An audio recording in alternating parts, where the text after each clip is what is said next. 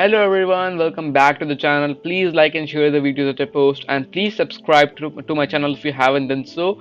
It really keeps me motivated to post new videos. So today I'm going to show you a game of mine from the Bangladesh Premier Division League. And this game I played against FM Vedant Panesar from India, who is technically an IM but has not applied for the title.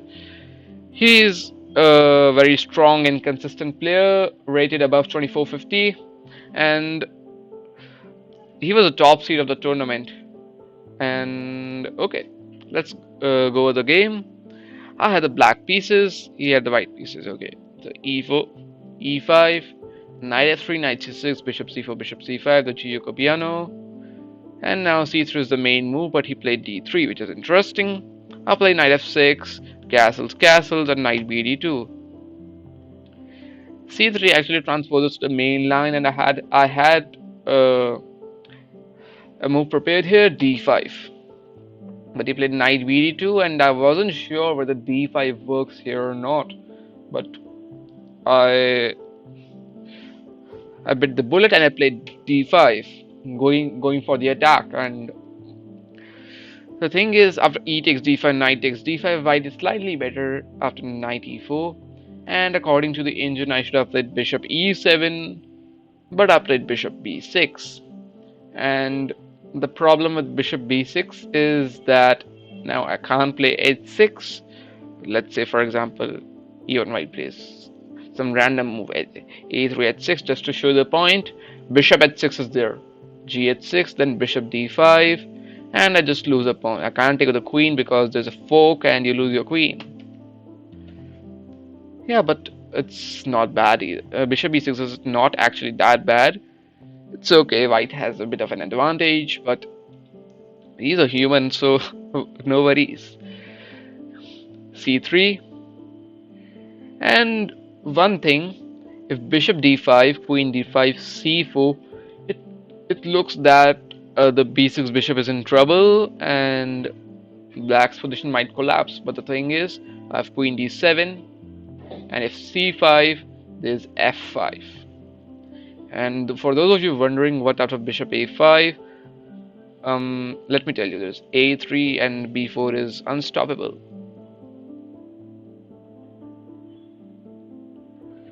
And he played c3, of course, he saw that, and king h8. Now I'm getting off the diagonal and I'm preparing f6 or f5 according to the position. He plays rook e1, and now I felt that I needed to defend my e5 pawn. I played f6. He played a4, trying to create some play on the queen side. I played a6, creating shelter for my bishop, and he played h3.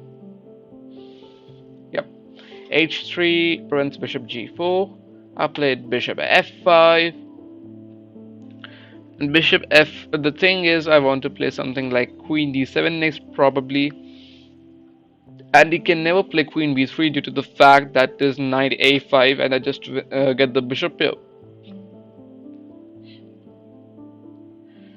He played bishop d2, and by the way, if knight h4, just go bishop e6, and then knight on h4 is looking kind of stupid. So bishop d2, he wants to play b4 and keep his c3 pawn defended, because the thing is, if you play b4, then after bishop e4, the c3 pawn might fall. It's a bit tricky, although the knight might get trapped. But yeah, c3 pawn is an issue, and it's natural to play bishop d2. I played knight f5 now. I'm just going for the bishop, and if he takes bishop d5, then I just go queen d5 and c4, queen d3 is there, no issues. If c5, then I have bishop e4, and if b4, going with the attack anyways, then I have to just punish this move, knight c4, d4, knight e7. The d file is open, c5, bishop a7, and I can get a bishop back into the game with either b6 or simply bishop b8, c6, and bishop c7. And someday the b8 issue diagonal might open. Yeah, so bishop a2. I played c5, preventing b4. And for those of you wondering why b4 is not possible, b4 is actually possible, but it's very bad because b4 c takes b4. It just creates a big hole in the center of the board, and it's a nice outpost for my knight. He played knight h4. I played bishop e6 and queen h5 now. The threat is knight g6 check, followed by winning the exchange. My h7 pawn is pinned. I played queen e8, a very natural move. I thought in the long run, even if we trade queens, the d3 pawn is gonna be very weak. But he played queen e8, and I was like, what? Rook f takes e8. He played d4. A stunning move, the only move like which gives white a slight advantage. And I took c takes d4. I was expecting he would take c takes d4, and yeah, of course bishop takes d4 is not possible due to bishop takes a5, and e takes d4 is not possible due to knight d6, and it's lost for me because the rook is hanging, and if rook e7 then bishop d5, the position is completely collapsing. I'm down a piece, and I had knight c6 planned, and yeah, it was supposed to be equality if he played c takes d4. Maybe even slightly better for me in terms of practical play, but he played the stunning move c4, and now I realize that I'm in some serious trouble because my knight doesn't have a good square to go to. If I go to c7, he plays c5, and there's nothing. I have nowhere to move my bishop, and let's say I go. I don't know what to do. Bishop a7, bishop a5. I'm gonna lose at least one piece. Same story with knight e7, c5 again, and now I can play bishop a2. The thing is rook a2 and sorry, not rook a2, cb6. Yeah, cb6. Am I bad? Yeah, cb6. Now the rook a2 is coming now. Rook a2 is a threat. Even bishop a5 is a threat, and if knight b3, rook a2 and f5. The thing is, he can play at least rook a3, and the knight is not forced to move, and I'm down a piece.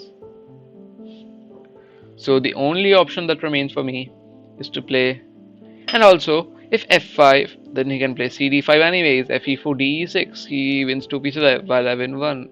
Same story, I'm piece down. So I play knight f4, the only move, and now bishop f4, very important. E takes f4, knight d6. And now if I play rook e7, I'm just totally lost because he has a lot of moves like knight hf5 is there, there's c5, and bishop is attacked, and yeah, it looks terrible for me. I have to give up the exchange or I just lose immediately. I play bishop c5, blocking some c5 ideas. He takes on e8, rook takes e8, and now my only hope to survive is to somehow preserve this d4 pawn, bring my knight and take advantage of the weak squares. Knight f3 back, again the best move. He's playing accurately so far, very accurate. I played knight c6, just consolidating my d4 pawn as I said, and he played rook a1, which in my opinion was a bit slow. And I also thought of rook e4 during the game, but there is f5 at least. And if rook takes f4, bishop d6, rook h4, bishop e7 is gonna be a repetition. And if white plays rook h5, say goodbye to the rook, g6. If rook h6, then king g7, rook trap. He has to play rook g5 anyways to somehow try to survive, and I can still delay taking the rook because the rook isn't going anywhere. Rook g3, then f4 is there. Yeah, and I can even play, let's say, if I play g5, then there's rook ae1, and I'm lost. Okay, so I also thought of bishop d7 because after rook f4, g5, rook f6, king g7, again the rook is trapped. But thankfully he didn't play rook e4, he played the slow move rook a1, which in my opinion is very slow compared to rook e4, and this is not what the position demands actually. Yeah, rook a1. Was kind I was relieved when I saw this on the board, and I played king g8, bringing my king. Now I'm gonna just defend this e6 bishop and my rook, so that my rook or bishop any piece are free to move and create some play. I mean, yeah, I have the bishop here, so I should try to create some counterplay. It's never too late. Bishop b1. Now he's bringing his bishop. I can't take the c4 pawn. I played king f7, and the greedy Indian wants to take on h7. And the thing is, after g6, there's knight h4, and the bishop is entrapped. Because after knight e5, let's say, there's rook e5, and game over. Hello, bishop d6, there's knight e5 simply, no mercy, bishop e5, rook e1. And yeah, it's completely over. And knight e7 is a bit too passive in my opinion, and yeah, I mean, there are a lot of moves here. There is no immediate threat. There's no king g7 as a threat. King g7. There is no rook h8. And by the way, for those who are wondering why rook h8 doesn't work, this is because, let's say, white plays some random move like b3. Let's say, okay, rook h8. This bishop g6, knight g6, knight g6, and king g6, rook e6. This is the problem. That's why I should have played bishop h7. But here comes the human factor. He plays bishop. He plays b3. Yeah, humans are not so greedy. The Indian is very greedy. I mean, bishop h7 is such a savage move. b3, consolidating the c4 pawn. In my opinion, this was his idea. I played h6, defending the h1 pawn, and now bishop e4. I played rook d8, defending my d4 pawn. His threat was to take on c6, followed by knight d4. I played rook d8, and he played rook e2, knight e5, and now I offered him a draw after knight e5, and he immediately took on b7. Of course, he declined my draw. Why would he accept? I played rook b8, and according to the Indian, this is already winning for white. If he plays knight e5 check, which he played in the game, and f takes e5, now rook takes e5 is the winning move. And I think he saw bishop d6 and that he has to give back the exchange, but after rook e6, king e6, bishop a6, it's winning because I can't take on b3, the c5. Bishop c5, then bishop c4 check. And this was apparently winning for him. But he wanted to keep some obvious chances, bishop d5, but I just play king f6, and I'm inviting him to take on e6. According to the Indian, this is the only move. King f6 and rook d1, bishop b4. If he plays rook e5, I would play bishop d5, cd5, bishop e1, rook e1. Let's say even rook b3 is possible, or even a5 is possible. I have a lot of options really. He plays rook d1. Of course, he wants to fight on for the win. He just declined the draw offer, and I should have played bishop f5 here, preserving my bishop pair. And this position is slightly better for me. But I played the more natural bishop d5. Now it's equality. cd5, bishop c3, and now he played d6. Very natural, but I just played rook b3, d7, rook b8 again, the only move. I can't go back with the king because rook e5 is there. Yep. And rook b8, king h2, rook d8. He played rook c2.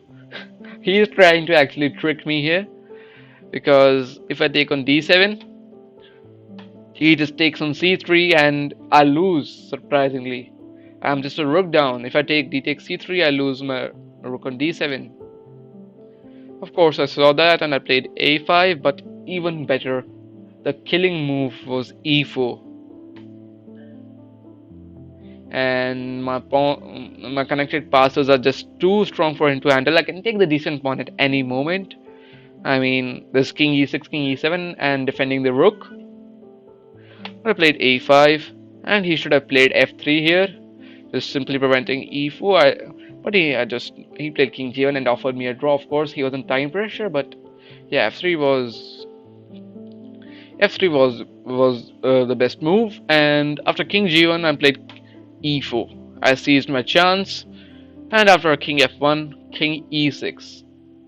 Now I can take rook takes g7. My rook on d7 will be defended if he takes on c3. He played f3, and now I made a mistake. I played e takes f3, but even better was e3. The thing is, king e2, rook d7. I was a bit worried because king d3 was a blockade, but now let us see. There's just simply at least rook b7, and the a4 pawn is gonna fall most likely, and his rooks are gonna be on the defensive. I can somehow manage to break through, but I wasn't so sure. So I took e takes f3, um, preserving some squares for the entry of my rook. G takes f3 and rook takes d7. Now rook c1. He wants to activate his rooks. I played rook d5, rook b1, and now bishop b4. I just don't want to give him any chance. He plays king e2, and I play rook e5 check. Now it's winning for me, because if he plays king d3, king d5, and there's no opposition on the e file, I can just play rook e3 check, and he's gonna collapse, because if he plays king c2, let's say I can play king c4 even, and yeah, my rook is infiltrating. My pawn is gonna be a monster, and or at least I'm gonna win the f3 pawn. King f2, king d5. Yeah, king d5 is also a great move because I centralize my king, defending the d4 pawn. My king is gonna try to enter from c4 and help push the pawn forward, and it's looking terrible for white. He played rook bc1, I played bishop c5. Now I'm threatening d3 check, followed by king d4, and infiltrating with my king. And this position is just almost now. Bishop c5 is actually surprising. It's surprising that bishop c5 is actually an inaccuracy, and more straightforward is rook e3, allowing rook c7 d3. I saw this in the game and was a bit hesitant about giving my g7 pawn, but the engine says it's nothing to worry about, and yeah, in the engine is an engine. Bishop c5, rook d3. He prevents d3. I play rook e6. I want to swing over my rook to the queen side. h4, rook b6, rook c2, rook b4, rook a2, defensive a4 pawn, rook b1, king e2, rook h1. Now I'm threatening the h4 pawn, and even rook h2 check. He played rook d2. I played bishop b4, rook c2, rook dc2, bishop c3, king d3, check, check. If king d3, rook e3 is made actually. So king f2, rook e5. Now I want to play king c4 and d3. He played rook c1, king c4, rook e2. I played rook h5. I was not sure about trading the rooks, and rook h5 is actually the best move according to the engine. And okay, he played rook e4 instantly. Rook takes h4, king g2. He wants to kind of trap my rook in the corner, not allowing any infiltration. I played king b3, and now came a surprising twist. He played a move which you would not expect at all. He played rook takes d4, and this was my reaction. I mean, I was just stunned. Like, what's the point of rook takes d4? And I just took bishop takes d4 and he resigned. It looks kind of strange, no? And in my opinion, what I think is that he just he saw some kind of stalemate, but he missed that the f1 square is open for his king, and that's my guess. But I don't know what went through his mind. He had a blind spot or something. I don't know. But yeah, this was the game. And by the way, after king b3, I'm winning because this d3, and if you play something like rook d1 to stop it, I play just either king takes a4 or king c2 even, where he has to take, and I'm just 2 pawns up. I'm just winning. Yeah. Anyways, a nice game by him. Yeah, rook takes d4 is kind of surprising, but yeah. Anyways, very interesting game, and yeah, the d4 c4 idea was actually very nice by him, and yeah, I hope you also enjoyed this game. See you soon. Goodbye.